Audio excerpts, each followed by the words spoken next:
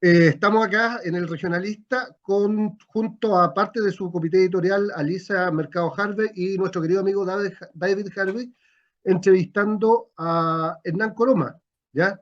Hernán Coloma Andrews, de profesión periodista, eh, quien jugó roles bastante destacados en el PS entre 1970 y 1973.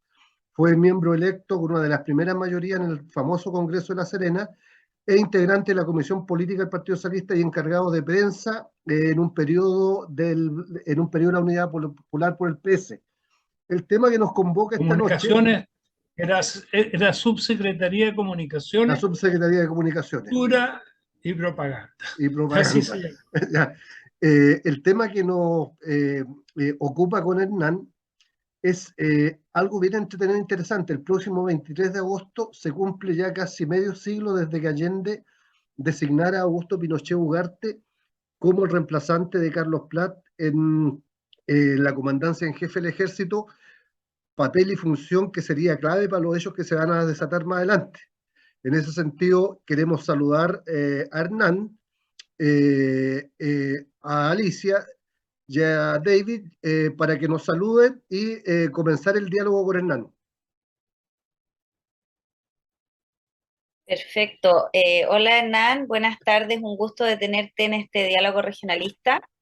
Eh, Mira, yo quería partir hablando, o sea, que nos cuentes tú desde la perspectiva del tiempo histórica, eh, ¿cómo ves tú, porque tú te opusiste, ¿cierto?, a que se designara a Pinochet como comandante y jefe del ejército, que tú nos cuentes qué motivos tenías tú en específico en ese momento para decir, no, Pinochet no me da confianza, considero que no es la persona apropiada, que nos cuentes de la perspectiva del tiempo, ¿cuáles fueron tus razones en el momento para oponerte a eso? Pero David o David, Sí. sí. Mira, hubo varias razones. Había una que era más o menos transversal, un hecho, qué sé yo, en tiempo en que Allende fue a visitar a los comunistas a Pisagua, y en que es muy conocido eso, y en que Pinochet, que era el teniente, impidió que ocurriera, que pasara. Pero la verdad es que la fuente que tuve yo en ese tiempo era una fuente del Partido Nacional. Era el diputado Julio Subercasó, quien tenía amistad con mi padre. Mi padre había sido conservador y, y era muy amigo de Subercasó. Y, y yo tenía relación también con él desde chico por esa razón. Y Subercasó era un tipo de mentalidad más o menos abierta. Y él, desde la Cámara, trabajaba mucho el tema militar. Tenía relaciones directas con los militares. Y hubo algunos hechos que a mí un hecho que me hacía dudar de la capacidad ética, de la formación ética de Pinochet. Y es que, según me informó Subercasó, es decir, y sus relaciones de altos oficiales del ejército, le habían comentado que había habido un momento en que había juegos de guerra, en que Pinochet representaba a Chile y, y un alto oficial representaba a Bolivia. Y la costumbre era que si en algún momento el que representaba a Chile perdía el juego de guerra, presentaba inmediatamente la renuncia. No podía continuar. El hecho es que el otro oficial conocía el carácter impetuoso de Pinochet y le hizo una trampa. Lo atacó por un flanco y Pinochet pensó que era el conjunto de la tropa y lo aisló. lo aisló y lo hizo perder el juego.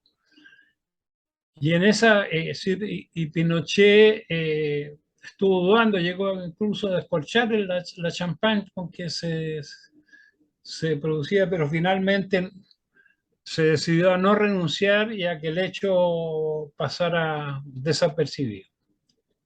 Entonces, esa era una cosa que a mí me llamaba la atención. Otra cosa es que yo tuve una participación de colaboración con Paredes por encargo del partido en el caso del crimen de Pérez Ujuy, Con Eduardo Coco Paredes. con Eduardo Coco Paredes, el jefe de investigación, el doctor Eduardo Paredes. Y Paredes sospechaba que el jefe de la brigada de homicidios trabajaba con la CIA. Y decía que él orientaba su investigación solo a la BOP. Entonces, pidió ayuda y Altamirano me propuso a mí como la persona que ayudara en esa actividad. Y de hecho detectamos, es decir, fuimos muy pocos científicos, sino que fuimos directo al hueso, porque conocíamos la ciudad y conocíamos la gente, y conocíamos la izquierda, y logramos infiltrar a un compañero que le decíamos del loco, a quien consulté si lo habían tratado por sus posiciones más radicalizadas, si lo habían tratado de reclutar la voz, porque vivían en el mismo... Esto es la vanguardia organizada del pueblo, autora del crimen. La autora del crimen, efectivamente. Y a través de él llegamos a tener relación con un miembro de la dirección de la BOP, ex MAPU, que fue reclutado por su novia, que era de la BOP. Pero él estaba terriblemente asustado porque primero decía que cualquier filtración mataba, o sea que pidió que tuviéramos la consideración de sacarlo a él y a su novia del lugar, de enviarlo a otro lugar. Y contó que él sabía que la situación de la BOP había cambiado desde que había llegado un grupo de gente dirigido por un norteamericano de origen asiático, junto con un oficial panameño que preparado en las fuerzas especiales también y que eran miembros del ejército, había estado también trabajando para el ejército estadounidense y otros dos personajes argentinos, una mujer y un hombre. Pero ellos empezaron a instruir y ellos habían planificado la muerte de Pérez Ujuy. De manera que cuando tuve esa información, buscamos el lugar, logramos entrar en una casa donde estaban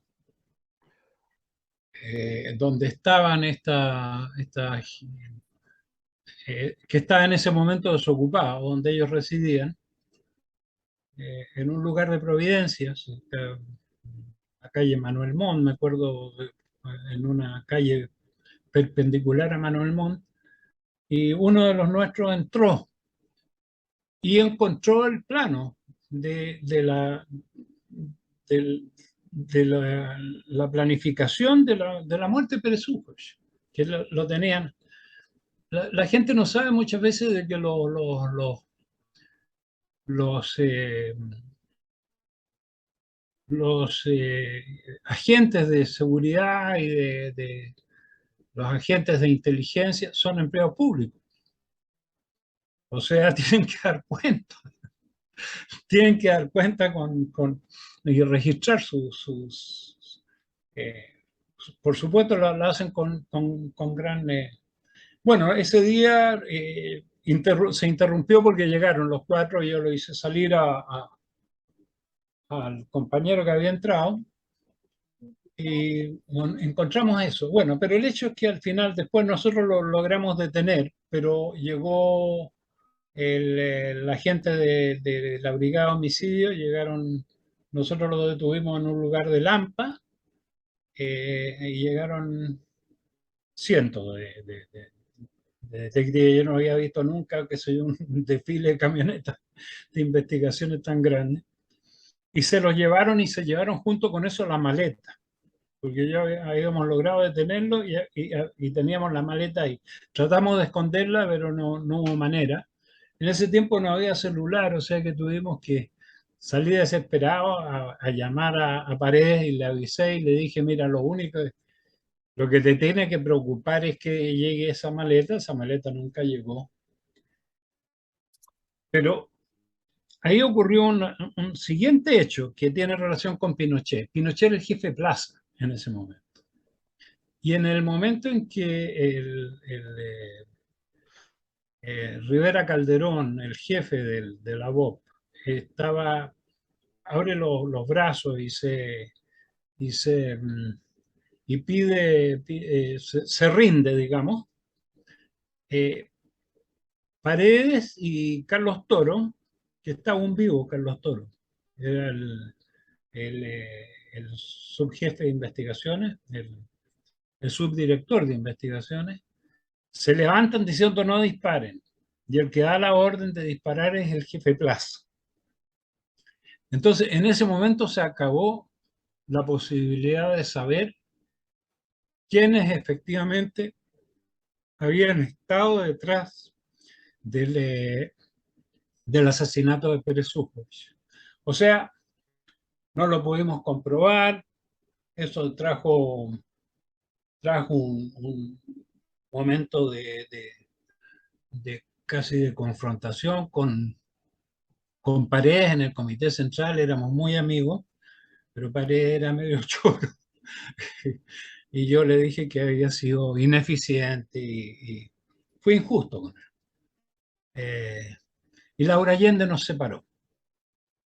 Pero a mí me quedó en la mente que este hombre había ordenado matarlo, y que había hecho terminar, es decir, terminar con el último testigo que podía dar fe de la existencia de esta gente. Pero eso es muy interesante, me parece a mí, porque hoy en día sabemos que las especulaciones de esa época están ya históricamente comprobado que la CIA estuvo metida en el asesinato de Pérez Sujovic, eso está en los documentos desclasificados de la CIA. Y es interesante porque yo no había escuchado planteado que Pinochet tuviera conexión desde tan temprano, porque el mito siempre ha sido que Pinochet se metió en el golpe como a último minuto. Pero si esto es así, significa que la CIA ya tenía a Pinochet ya comprado desde antes. Es lo que yo sospecho, es lo que yo sospechaba. Es decir, no tenía pruebas concluyentes, porque había perdido la prueba más concluyente. Y también, a ver, el tipo, el japonés lo tuvieron una noche ahí, qué sé yo, ese era americano, pero era de origen japonés. No respondió nada, qué sé yo, el tipo se aisló, no dio ninguna respuesta y al día siguiente un juez declaró libres por falta de pruebas y salieron, eso quedó me acuerdo, salió una noticia corta en Clarín, eh, en que señalaba, qué sé yo, los nombres de estos personajes, los cuales yo ya no me acuerdo. Que se volvieron a Estados Unidos. Hernán, Entonces, ¿sí? Hernán, Altamirano en Memorias Críticas, conversando con Gabriel Salazar, le dice que sobre Pinochet él le dijo lo mismo a Allende, ¿ya? Que él tenía fuente de información que lo hacían aparecer como sospechoso, con una lealtad discutible, pero ante eso Allende le señala a Salazar que Allende le dijo, tus pruebas van a ser mejores que la opinión que da Carlos Prat de él, y Eso es. Altamirano dice, ante esa evidencia tuve que retirar mis dichos, pero Altamirano cuenta que él también le advirtió sobre el doble estándar de Pinochet. Sí, porque en esa reunión del Comité Central, cuando se trató, porque Allende consultaba, en ese tiempo se consultaba a los partidos, las Eso, decisiones que eran de corte cuéntanos el estratégico. detalle de esa conversación. Eh, no, en la reunión del Comité Central hubo una información de Ricardo Pincheira, que en ese tiempo era era el jefe de inteligencia del PS y bastante del gobierno, porque tenía relación con el grupo de GAP y los socialistas teníamos a cargo la defensa de Allende. Entonces, él dio una información, dio la información de Carlos Prat. Es decir, dijo que Carlos Prat jugaba su, su entera, declaraba su entera confianza, que sé yo, en la lealtad de Pinochet. Eh, Tal vez por lo que ocurrió en el 29 de junio. Puede haber sido que eso le haya dado un elemento. eh, Ahora habían también detalles de la personalidad de Pinochet que a nosotros nos llegaba, qué sé yo, por gente que conformaba parte en la moneda de esos grupos.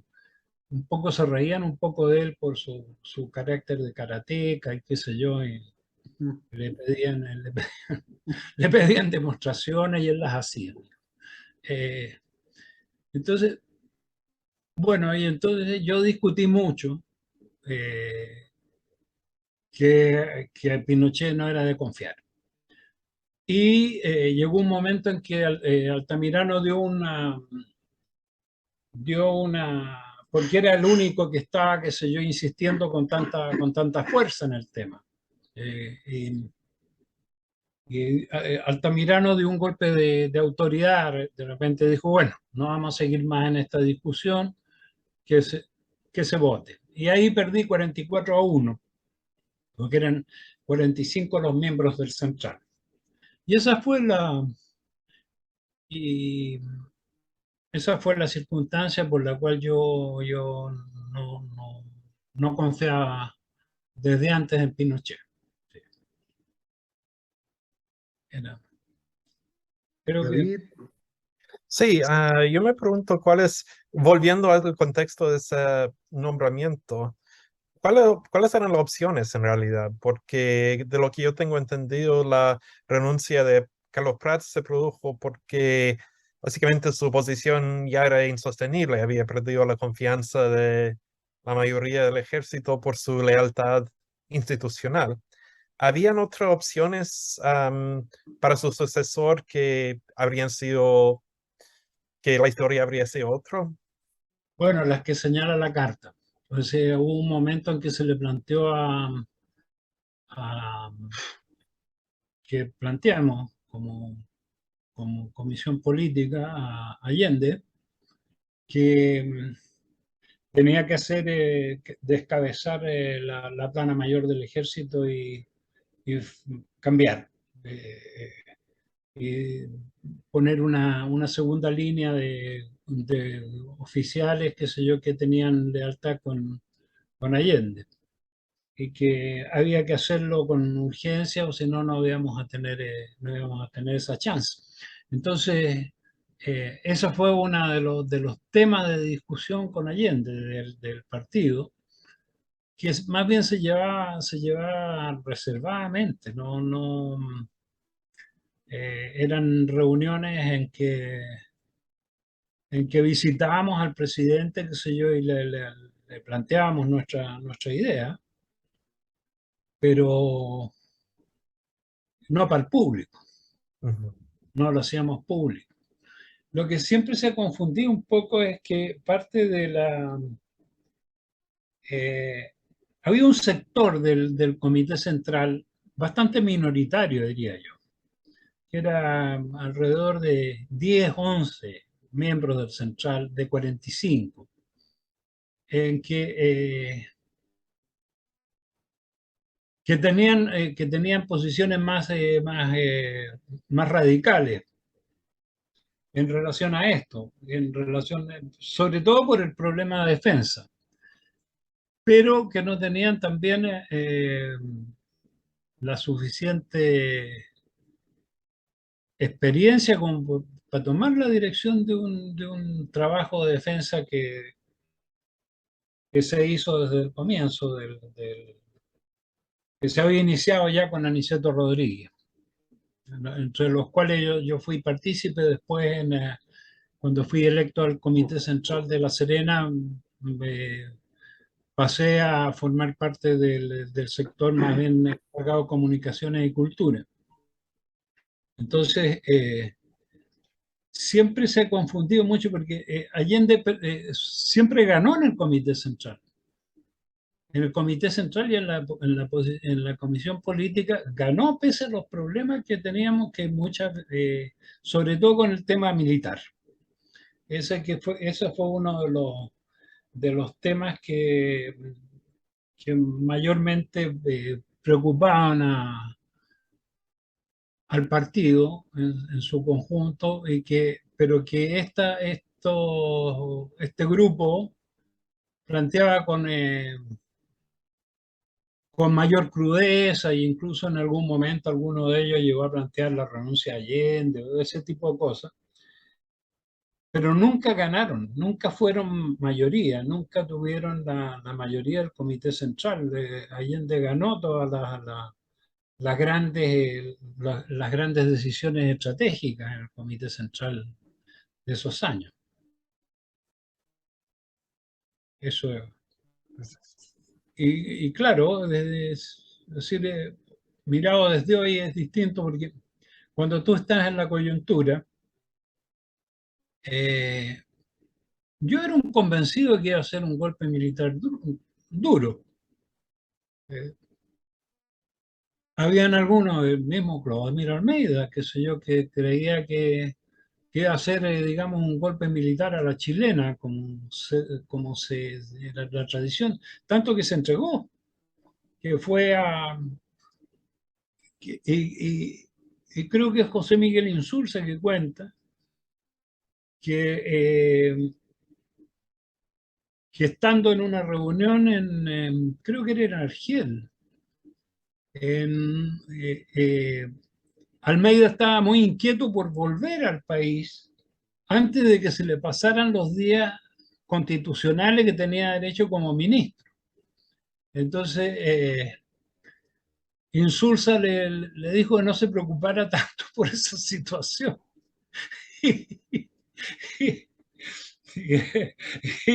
Era una reunión de los países no alineados. Sí, sí. El otro estaba Gaddafi, qué sé yo. Entonces, resulta que Cloro volvió y llegó para los días. Por ejemplo, Arrate no alcanzó, o el mismo Insulza no alcanzó a volver tampoco. Se quedó más días en eso. Hernán, una última pregunta, dado que Sí. tenemos sublimitado esta noche. Okay. Nos quedan 5 minutos.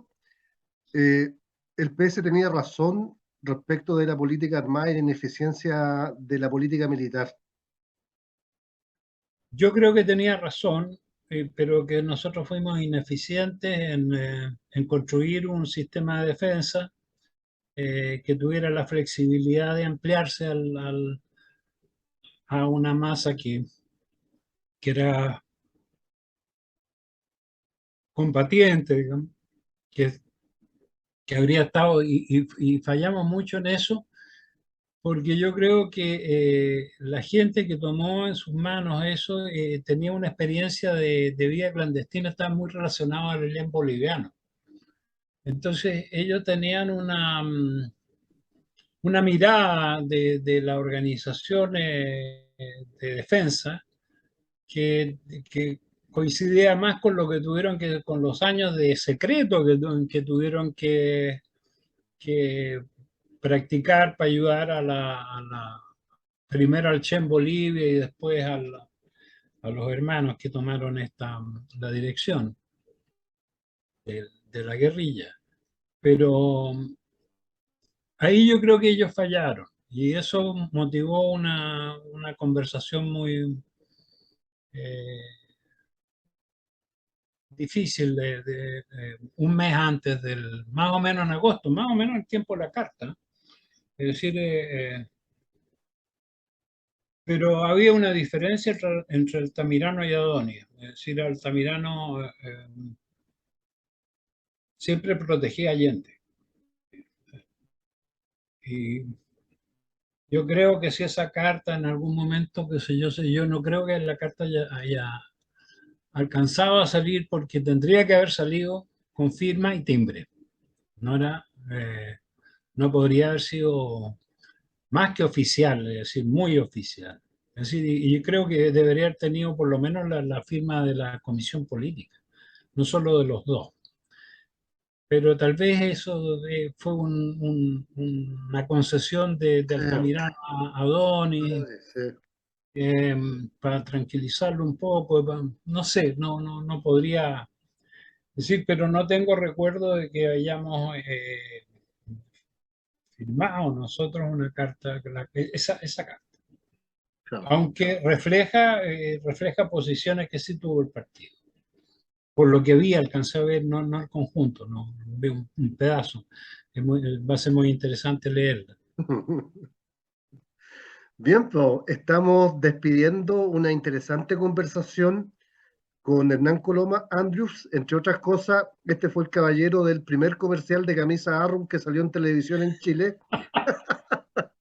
¿Ya? ¿Ya? En sus tiempos mozos. ¿Ya? Con Tilín. Con eso pagué pagué el parto de mi hijo. Así que agradecemos a Alicia, agradecemos a David y estaremos colgando en la web del Regionalista esta interesante conversación con Hernán que aporta datos históricos sobre el elegido por Allende para reemplazar a Carlos Prat en la comandancia en jefe del ejército. Muchas gracias y no, hay mucho nos veremos gusto pronto. conocerlo. Gracias, Hernán, ¿no? Un gusto. Chao. Un gusto. Chao, chao. Chao.